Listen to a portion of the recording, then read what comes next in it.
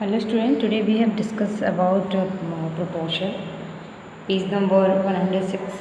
When four quantities are so related that the ratio of first two is equal to the ratio of last two, the quantities are said to be proportion. ठीक है, proportion क्या होता है? जब कोई four quantities होती हैं ratio का में, तो उसकी जो फर्स्ट टू क्वांटिटी होती है उसका रेशियो और जो लास्ट टू क्वांटिटी होती है उनका रेशियो अगर दोनों इक्वल होते हैं उस क्वांटिटी का, तो वो क्या होता है? हमारा प्रोपोर्शन होता है.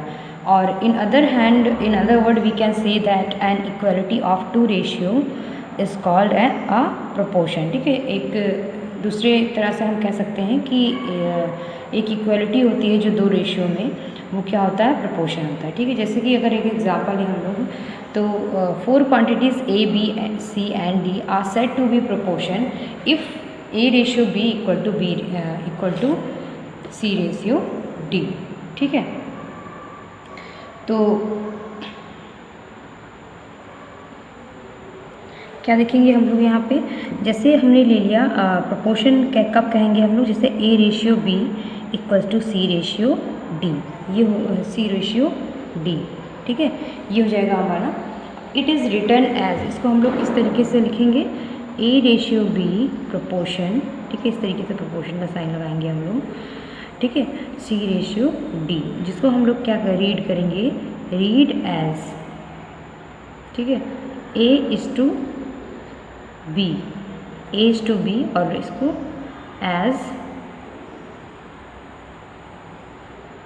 C is to D.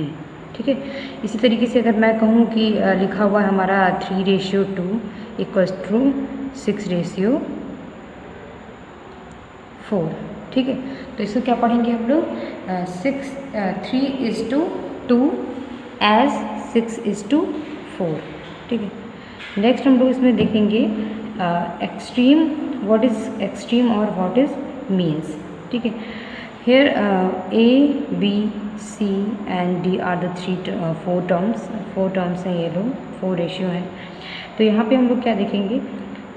First, second, third and fourth term. First, second, third and fourth term इसमें दिए हुए हैं. First and fourth term. ठीक है, फर्स्ट एंड फोर्थ टर्म जो होगा हम उसको क्या कहेंगे? एक्सट्रीम. क्या कहेंगे? Extreme. First and fourth term को किसको कहेंगे? फर्स्ट एंड फोर्थ टर्म क्या होगा? ये हमारा एक्सट्रीम होगा. ठीक है, इसको एक्सट्रीम कहा जाएगा. प्रोपोर्शन में क्या होगा?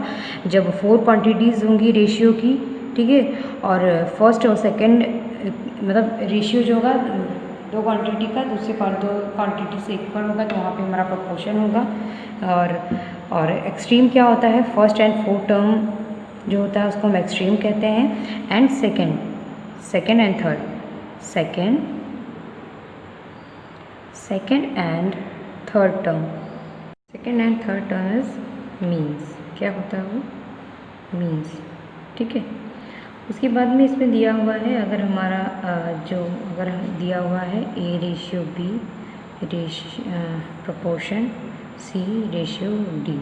इसमें D क्या है? थर्ड प्रोपोर्शन, D जो है fourth proportion, C third proportion, second और ये फर्स्ट प्रोपोर्शन. ठीक है, यहाँ हमने लिए first term, second term, third term, fourth term.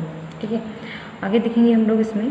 अगर इस तरीके से हमें दिया हुआ है A ratio B proportion C ratio D, तो इसको हम लिख सकते हैं A upon B equal to C upon D. सबको पता होगा.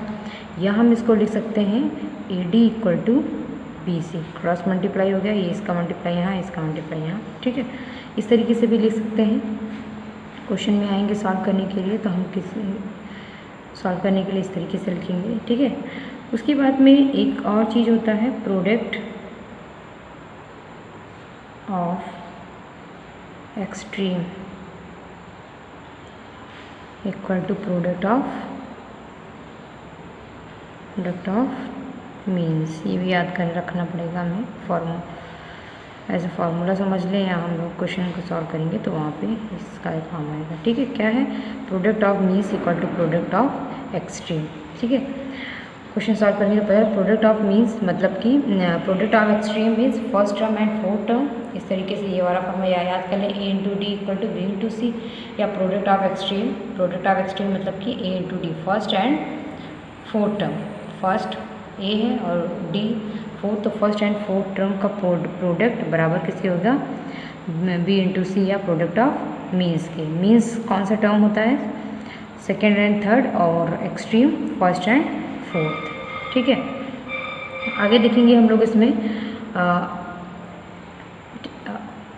अगर क्या दिया हुआ है, अगर हमारा सेकेंड और थर्ड टर्म अगर सेम है, जैसे अगर हमारा कोई दिया है A ratio B proportion B ratio C, then A, B, C are said to be continued proportion। क्या कहेंगे उसको हम, continued proportion। ठीक है, इस तरीके से ये हो गया है। ठीक है,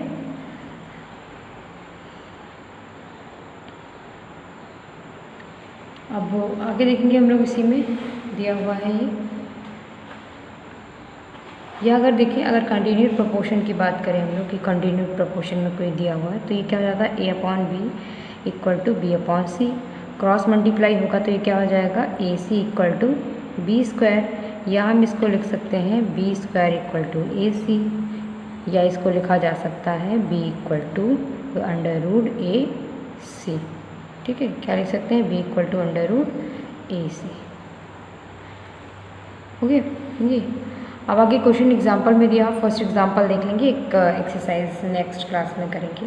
फर्स्ट एग्जांपल है आर 30 40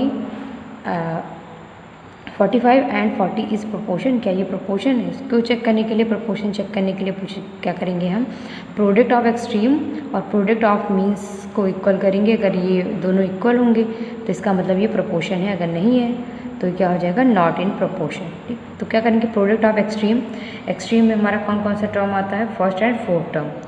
तो फर्स्ट 30 ये first term, second term, third term and fourth term. ठीक है, तो क्या हो जाएगा यहाँ पे,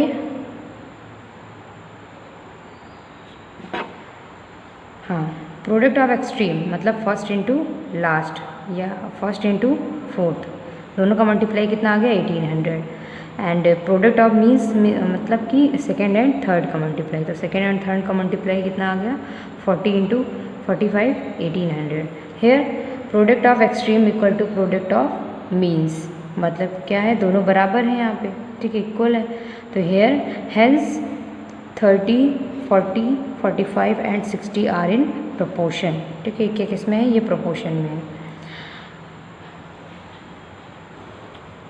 अब इसके बाद नेक्स्ट क्लास में हम लोग एक्सरसाइज करेंगे, एग्जाम्पल में कुछ क्वेश्चंस और हैं, जिसको समझ में आएगा आप लोग को तो एग्जाम्पल के और क्वेश्चन सॉल्व कर लेंगे।